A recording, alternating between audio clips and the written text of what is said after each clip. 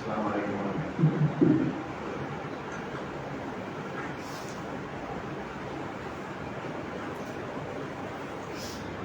الله أكبر الله أكبر الله أكبر الله أكبر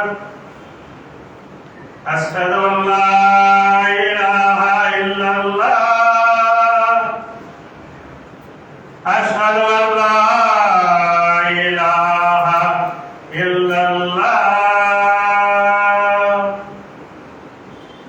أشهد أن محمدا رسول الله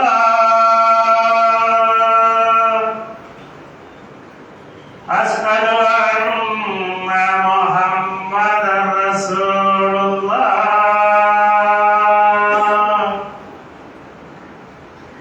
حي على الصلاة حي على الصلاة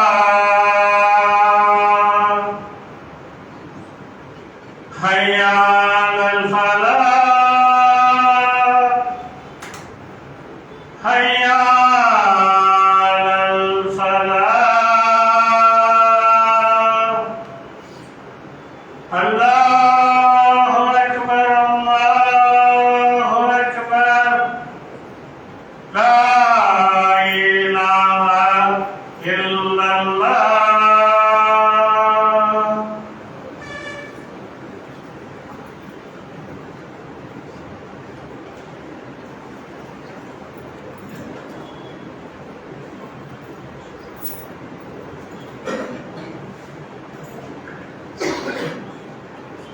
الحمد لله نحمده ونستعينه ونستغفره ونعوذ بالله من شرور انفسنا ومن سيئات اعمالنا من يهده الله فلا مضل له ومن يضلل فلا هادي له اشهد ان لا اله الا الله وحده لا شريك له واشهد ان محمدا عبده ورسوله اما بعد فقد قال الله تعالى في القران العظيم والفرقان المجيد أعوذ بالله من الشيطان الرجيم بسم الله الرحمن الرحيم يا أيها الذين آمنوا اتقوا الله حق تقاته ولا تموتن إلا وأنتم مسلمون يا أيها الناس اتقوا ربكم الذي خلقكم من نفس واحدة وخلق منها زوجها وبث منهما رجالا كثيرا ونساء واتقوا الله الذي تساءلون به والأرحام إن الله كان عليكم رقيبا يا أيها الذين آمنوا اتقوا الله وقولوا قولا سديدا يصلح لكم أعمالكم يغفر لكم ذنوبكم ومن يطع الله ورسوله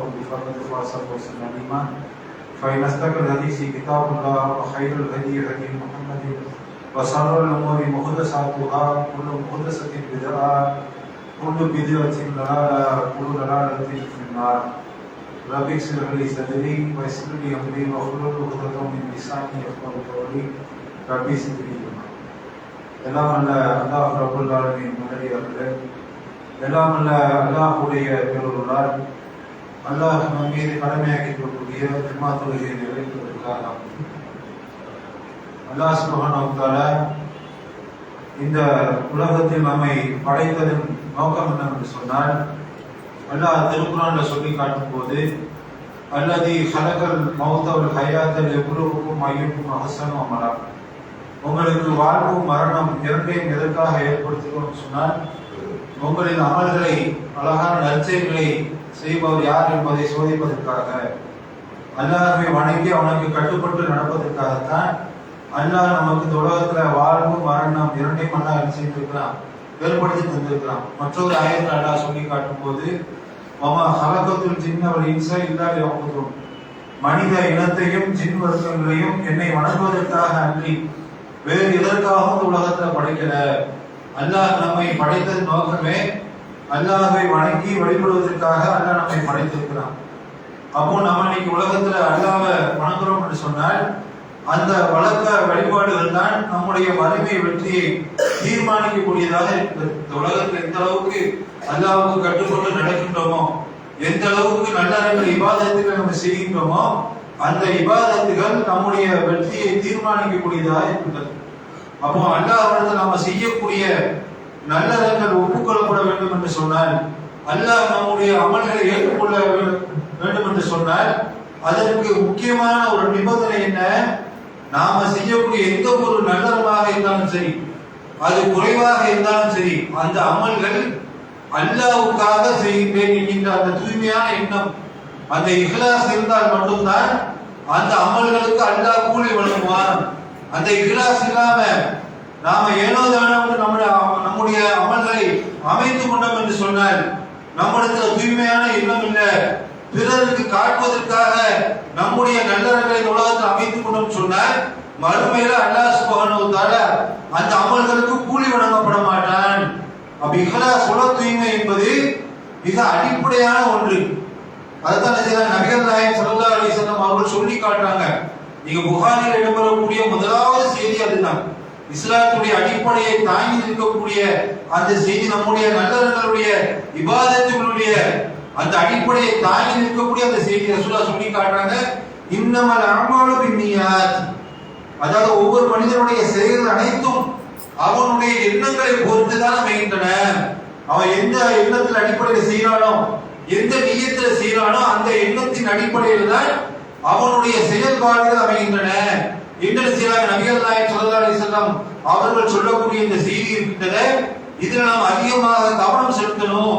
நாம எந்த எண்ணத்துல ஒரு அமலை செய்யறோமோ, ஒரு காரியத்தை செய்யறோமோ, அந்த எண்ணத்திற்கு தான் அல்லாஹ் செய்வான், கூலி வழங்குவான். அந்த செயல் அல்லாஹ் செய்வான், நான் பார்க்க மாட்டான். நம்முடைய உள்ளத்துல எந்த எண்ணம் இருக்கின்றது, எதன் அடிப்படையில் செய்யலாம் என்பதை செய்வான் அல்லாஹ் ரப்பல் ஆலமீன் கவனிப்பான் என்பதை நபிகள் நாயகம் ஸல்லல்லாஹு அலைஹி வஸல்லம் அவர்கள் சொல்லி காட்டுறாங்க. அந்த செய்தியில ரசூலுல்லாஹ் உதாரணத்தோட சொல்றாங்க. இப்படி சொல்லிட்டு ரசூலுல்லாஹ் நிக்காம சஹாபாக்கள் ஹிஜ்ரத் செய்தாங்க. ஹிஜ்ரத் என்பது இஸ்லாமிய வரலாற்றுல எவ்வளவு முக்கியமான ஒரு நிகழ்வு. சஹாபாக்கள் செய்த மிகப்பெரிய தியாகங்கள் உண்டு. என்ன செய்றாங்க? மக்காவிலிருந்து ஹிஜ்ரத் செய்து மதீனாவுக்கு போனாங்க. அந்த ஹிஜ்ரத்தை குறித்து நபிகள் நாயகம் ஸல்லல்லாஹு அலைஹி வஸல்லம் அவர்கள் சொல்லி காட்டுறாங்க. ஃபமன் கானத் ஹிஜ்ரத்துஹு இலா துன்யா யுஸீபுஹா, எவருடைய ஹிஜ்ரத் நாடு துறந்து போறாங்க இல்லையா, எவருடைய ஹிஜ்ரத் இந்த உலகத்தை நோக்கமாக கொண்டதாக அமையுமோ, யுஸீபுஹா, அவர் அதைத்தான் அடைந்து கொள்வார். நாம நாடு துறந்து போறோம், எதற்காக போனோம்? இது அல்லாஹ்வுடைய கட்டளை, அல்லாஹ்வுடைய மார்க்கத்திற்காக போறோம். எந்த ஒரு துன்பமாக இருந்தாலும் சகித்துக் கொள்வோம் என்கின்ற எண்ணத்தோடு அல்லாஹ்விற்காக போனார் என்று சொன்னால் அதற்கான கூலியை அடைந்து கொள்வார். மாறாக இந்த உலகத்தை நோக்கமாக கொண்டதாக அமையும் என்று சொன்னால், இந்த உலகத்தில் மற்றவர்கள் நம்மை தியாகி என்று பாராட்டப்பட வேண்டும், அல்லது வேறொரு நாட்டுக்கு பயணம் செய்து போனா அங்குள்ள பொருட்களை வாங்கலாம், அங்க வியாபாரம் செய்யலாம், பொருளாதாரத்தை பெருக்கிக் கொள்ளலாம் என்ற நோக்கத்தோடு உங்களுடைய ஹிஜ்ரத் அமையும் என்று சொன்னால் யுஸீபுஹா, அதைத்தான் நீங்கள் அடைந்து கொள்வீர்கள் என்று செய்றாங்க.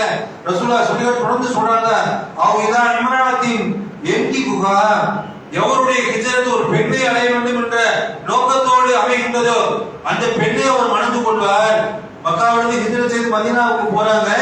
மதீனாவில் இருக்கக்கூடிய பெண்கள் அழகாக இருப்பாங்க, அங்குள்ள பெண்களை மணந்து கொள்ளலாம் என்கின்ற நோக்கத்தோடு உங்களுடைய ஹிஜ்ரத் அமையும் என்று சொன்னால் நீங்கள் அந்த பெண்ணை தான் மணந்து கொள்வீர்களே தவிர அல்லாஹ்விடத்தில் இந்த நன்மையை நீங்கள் பெற்றுக்கொள்ள முடியாது என்று நபிகள் நாயகம் ஸல்லல்லாஹு அலைஹி வஸல்லம் அவர்கள் ஹிஜ்ரத் பண்ற மிகப்பெரிய ஒரு தியாகத்தை கொண்டிருக்கிறாங்க. நபிகள் நாயகம் ஸல்லல்லாஹு அலைஹி வஸல்லம் அவர்கள் சொல்லி காட்டுறாங்க.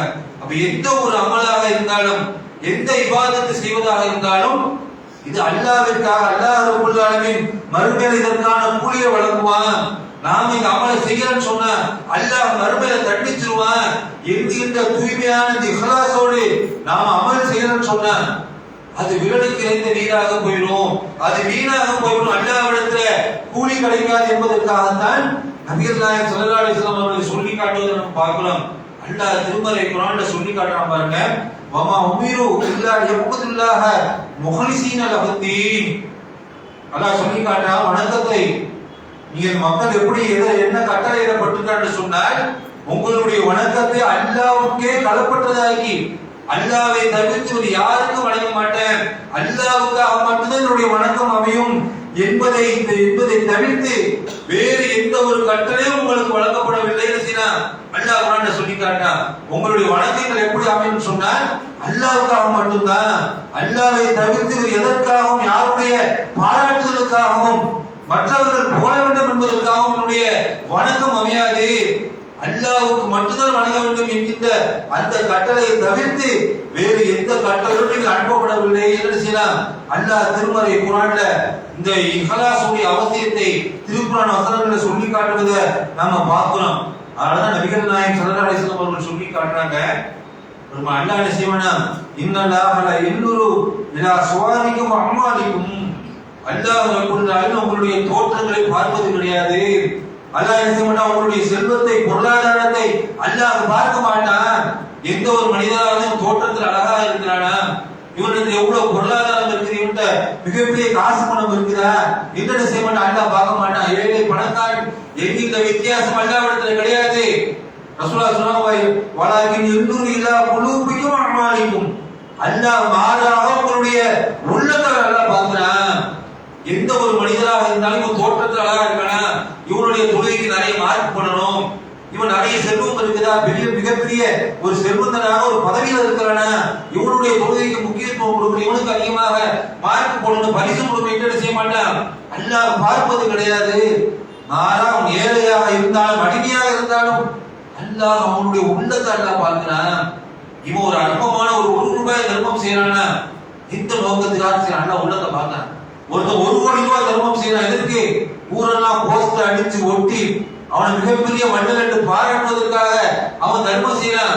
அவன் வரும்போது மக்கள் அவனை வரவேற்கணும், அவனுக்கு மாலை போடணும், அவனை புகழ்ந்து மைக்கில் பேசணும் என்பதற்காக ஒரு சில மக்களை கூட்டி 1 கோடி ரூபாய் செலவு செய்யறான், தான தர்மங்களை வாரி வழங்குறான். அவனுடைய எண்ணத்துல தூய்மை இல்ல, மறுமை நாள் அல்லாஹ்விடத்துல கூலி கிடைக்க வேண்டும் என்கின்ற எண்ணம் இல்லை என்று சொன்னால், இந்த 1 கோடி ரூபாய் வேஸ்ட். ஒருத்தன் 10 ரூபாய் தர்மம் செய்யறான், ரோட்ல பசி எடுக்கக்கூடிய ஒரு பிச்சைக்காரனை பார்க்கறான்னு ஒரு 10 ரூபாய், இந்த 10 ரூபாய் கொடுத்து அவன் டீ வாங்கி குடிச்சு போறான், அவனோட வயிறு நிறைஞ்சிருமே, இதற்காக அல்லாஹ் மறுமையில கூலி தருவான் என்கின்ற எண்ணத்தோடு, இந்த தூய்மையான இஹ்லாஸோடு 10 ரூபாய் தர்மம் செய்தால் அல்லாஹ்விடத்துல 1 கோடியை விட அந்த 10 ரூபாய் தான் வெட்டான். ஏன்?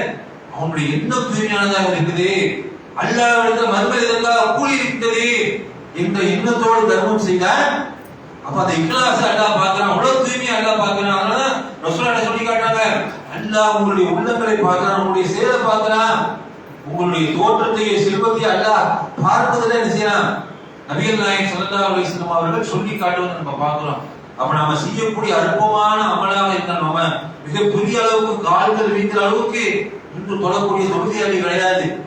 எப்போது எந்த நேரமும் பள்ளிவாசலே அமர்ந்து கொண்டு அமல்களை செய்யக்கூடிய மக்களாக நாம இருக்கல.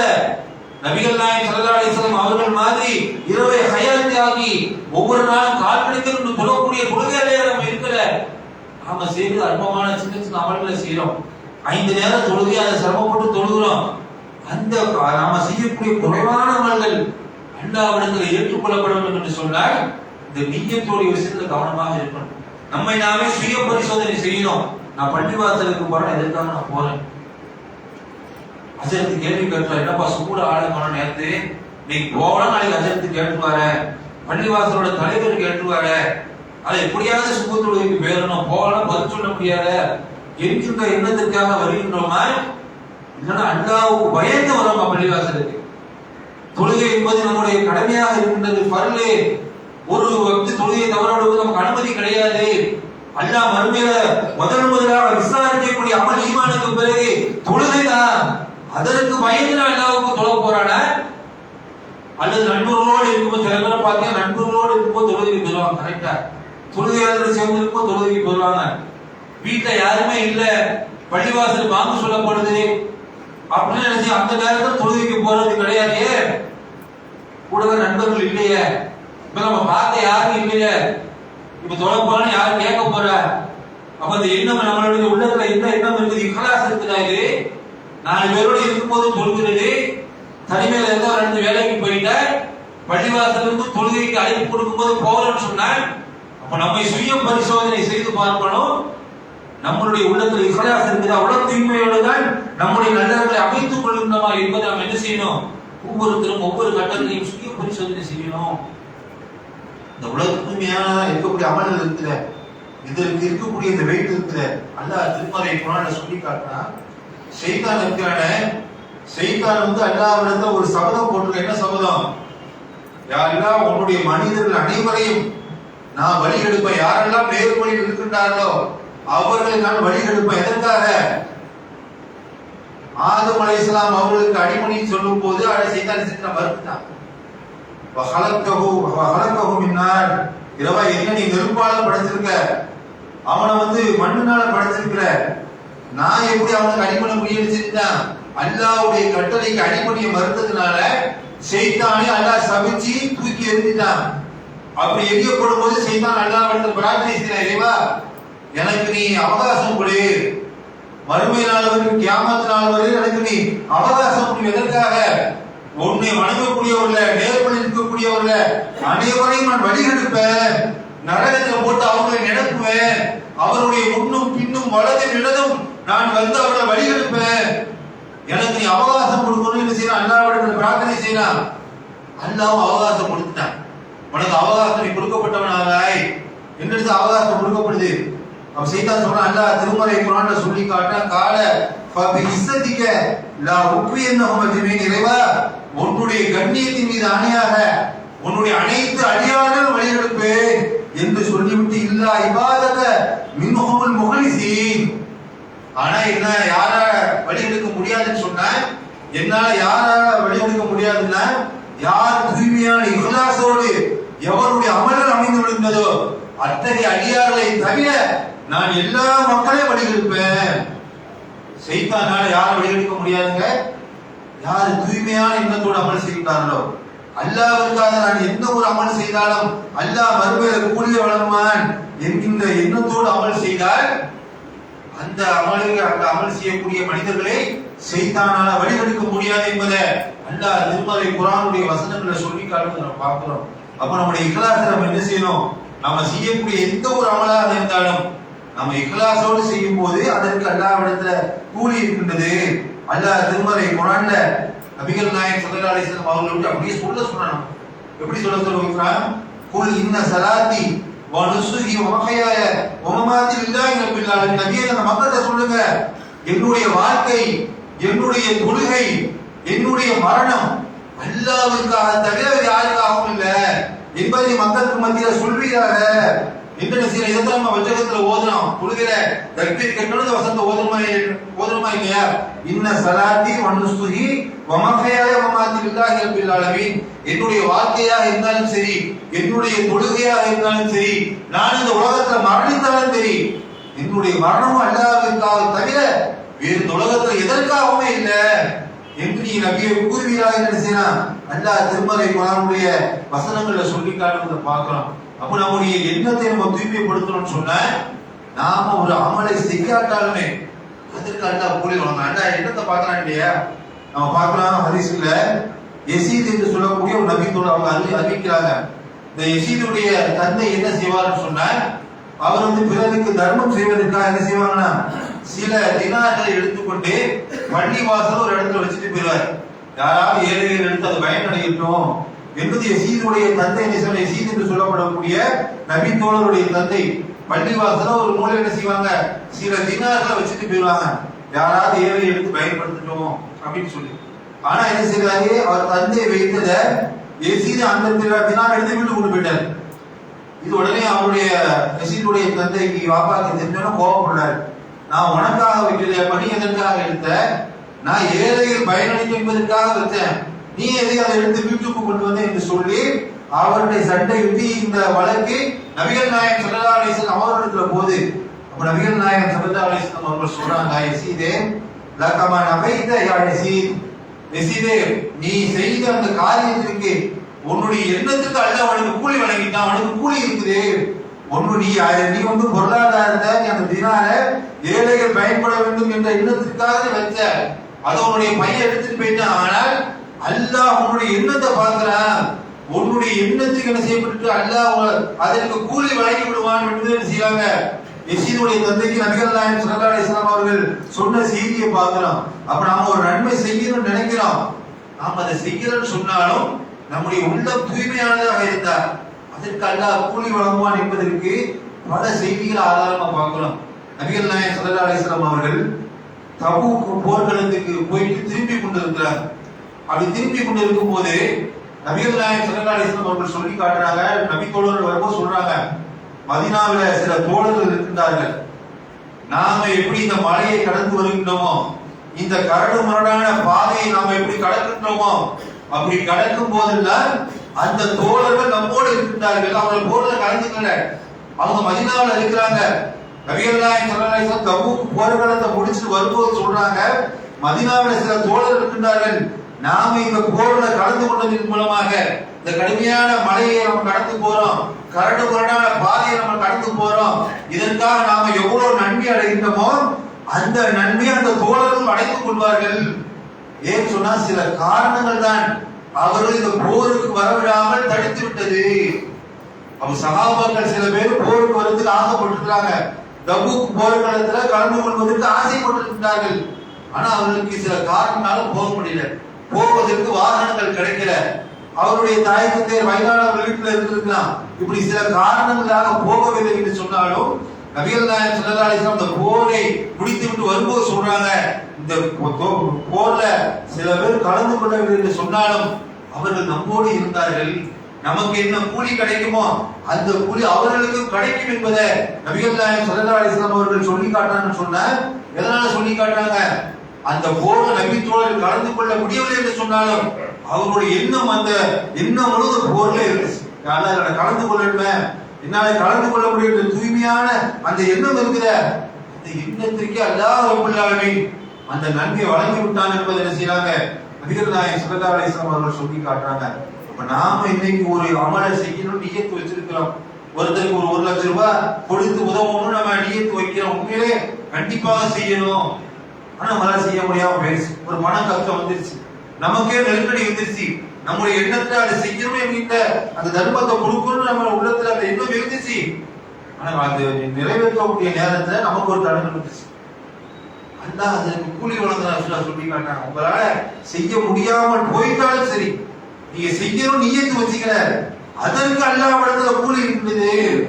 அப்ப நம்ம நியத்து எண்ணத்திற்கு எந்த அளவுக்கு இந்த இக்லாஸுக்கு அல்லாஹ் கொடுக்கக்கூடிய முக்கியத்துவத்தை பாருங்க. நாம எந்த ஒரு அமலை செய்வதாக இருந்தாலும் அதற்கு அடிப்படை என்ன, நம்முடைய உள்ளத்தை. அதான் ரசூலுல்லாஹ் சொல்லி காட்டுறாங்க, புகாரில 6493 சீரா இடம் வருது, அல்லாஹ் நன்மை தீமை அனைத்தும் அல்லாஹ் எழுதிட்டான். பிறகு அல்லாஹ் அதை விவரிக்கிறான். எப்படி விவரிக்கிறான்?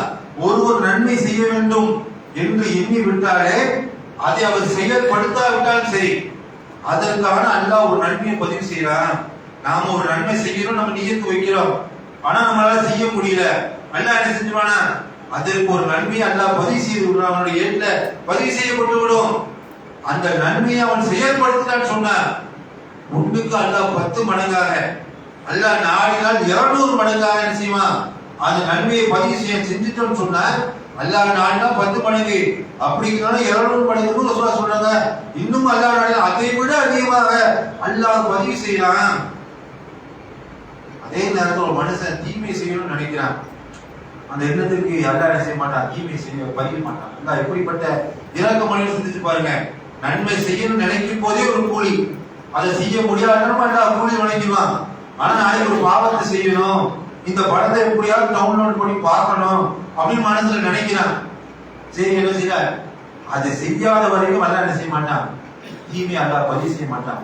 அந்த பாவத்தை செஞ்சுட்டான்னு சொன்னா நன்மைக்கு எப்படி அல்லாஹ் 10 மடங்காக பதிவு செய்யறானோ, எப்படி நன்மைக்கு அல்லாஹ் 200 மடங்காக பதிவு செய்யறானோ, அந்த மாதிரி தீமையுடைய விஷயத்துல பதிவு செய்யாம ஒரே ஒரு தீமை, ஒரு பாவம் செஞ்சா அவனுக்கு ஒரே ஒரு பாவம் எழுதப்படுது என்று செய்யறாங்க. நபிகள் நாயகம் ஸல்லல்லாஹு அலைஹி வஸல்லம் அவர்கள் சொல்லி காட்டுவதன் மூலமாக நம்முடைய எண்ணங்கள் நியத்துக்கு அல்லாஹ் எந்த அளவுக்கு முக்கியத்துவம் கொடுக்கிறான் என்பதை நாம் உணர்ந்து நாம் ஒவ்வொரு கட்டத்திலும் என்ன செய்யணும், ஒரு அற்பமான அமலை செய்வதாக இருந்தாலும் நம்ம உள்ளத்தை சரி செய்து கொள்ளணும். அல்லாஹ் திருமறை குர்ஆன்ல சொல்கிறார், யார் உள்ளத்தை தூய்மைப்படுத்தினாரோ அவர் வெற்றி பெற்றார் அல்லாஹ் சொல்லி காட்டுறான். அப்ப நம்ம எல்லா காலகட்டத்திலும் உள்ள தீமையோடு இக்லாஸோடு நல்லதை செய்யக்கூடிய நன்மக்களாக அல்லாஹ் ரப்பல் ஆலமீன் நம் அனைவரையும் ஆக்கியிருக்கிறார் என்று கூறி என்னுடைய முதலாவது உரையை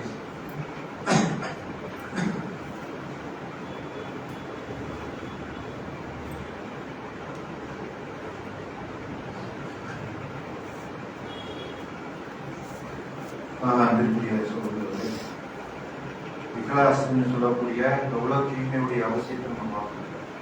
நபிகள் நாயகம் ஸல்லல்லாஹு அலைஹி வஸல்லம் அவர்கள் நபி தோழர்களுக்கு மத்தியில ஒரு எச்சரிக்கை செய்கிறாங்க. என்ன எச்சரிக்கை செய்யறாங்க?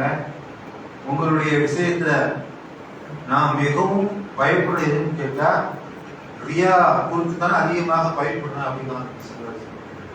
அப்ப நபி தோழர் கேட்கணும், அல்லாஹ்வுடைய தூதரே ரியா என்றால் என்ன? இப்படி கேட்கும்போது ரசூலுல்லாஹ் சொல்லி காட்டினாங்க, ரியா என்பது அல்லாஹ்வுக்கு சிறியதாக இணை வைக்கிறது. மிகப்பெரிய இணை வைக்கிறது நீங்க விளங்கிட்டீங்க. சிலைகளை வணங்க மாட்டீங்க, கபரை வணங்க மாட்டோம், எந்த ஒரு கோயிலுக்கு போக மாட்டோம், தெரிஞ்சுட்டு அதெல்லாம் பகிரங்கமாக அல்லாஹ்வுக்கு இணை வைத்தல் என்பதை விளங்கி இருக்கிறோம். ஆனால் மார்க்கத்தில் சிறிய ரியா என்று சொல்லக்கூடிய சிறிய இணை வைத்தல் இருந்தது. அது குறித்து உங்களுக்கு அதிகமாக பயப்படுறோம் அப்படின்னு சொன்னாங்க. அது என்ன சொல்ல விளக்குறாங்க? ரியா என்று சொன்னால் அல்லாஹ்வுக்கு மறைவாக இணை கற்பிக்கிறது. நாளைக்கு வறுமை நாள்ல அல்லாஹ் விசாரணை செய்யக்கூடிய அந்த விசாரணை நாள்ல அல்லாஹ் செய்வான். சில மனிதர்கள் அழைத்து சொல்வான, நீ உலகத்துல சில நன்மைகளை செய்தாய, யாருக்கு காட்டுவதற்காக நீ நன்மைகளை செய்தாயோ, யாருக்கு காட்ட வேண்டும், யார் உன்னை புகழ வேண்டும் என்பதற்காக நீ நன்மைகளை செய்தாயோ அவரிடத்துல போய் நல்லா சொல்லுவான். அவரிடத்துல போய் ஏதாவது கூலி கிடைக்குதா, அவர் உங்களுக்கு யாருக்கு உலகத்துல அஜருக்கு பாராட்டணும், பள்ளிவாசல் தலைவர் பாராட்டணும், பக்கத்து வீட்டுக்காரர் பாராட்டணும் என்பதற்காக நீ அமல் செஞ்சியா, அதற்காக உங்களுடைய தர்மத்தை வளர்க்கிறாயா, போ ஆனாதான் உட்கார்ந்து அவருக்கு போய் நீ செஞ்ச அமலுக்கு உனக்கு கூலி கிடைக்குமா போய் பாருமா. அல்ல என்ன செஞ்சிடும், அதற்கு கூலி வழங்க மாட்டான். அவர்கள் என்ன செய்யணும், அல்லாஹ் கண்டித்து விடுவான். இதுதான் ரியா.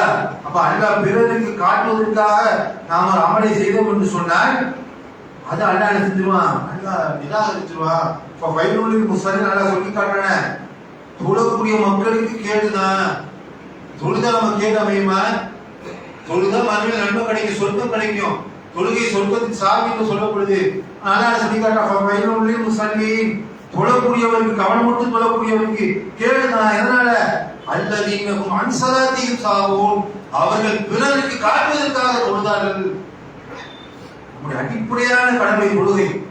அந்த தொழுகையுடைய விஷயத்துல பிறருக்கு காட்டுவதற்காக அந்த தொழுகை அமையும் என்று சொன்னால் அதுவே நம்ம நரகத்துல கொண்டு போய் சேர்க்கக்கூடிய ஒரு அமலாக மாறிவிடும். அப்ப இந்த இஹ்லாஸுடைய விஷயத்துல உலக தூய்மையோடு நம்ம ஒவ்வொரு நல்லறங்களை செய்யக்கூடிய விஷயத்துல அதிகமாக கவனம் எடுத்து அல்லாஹ்வுக்காக மட்டுமே அமல்களை செய்யக்கூடிய நன்மக்களாக அல்லாஹ் ரப்பல் ஆலமீன் அனைவரையும் ஆக்கி புரிவானாக சொல்லி என்னுடைய இந்த ஜும்மாவை நிறைவு செய்து கொடுக்கிறேன். வாஹிதாவான அல்ஹம்துலில்லாஹி ரப்பில் ஆலமீன். அஸ்ஸலாமு அலைக்கும்.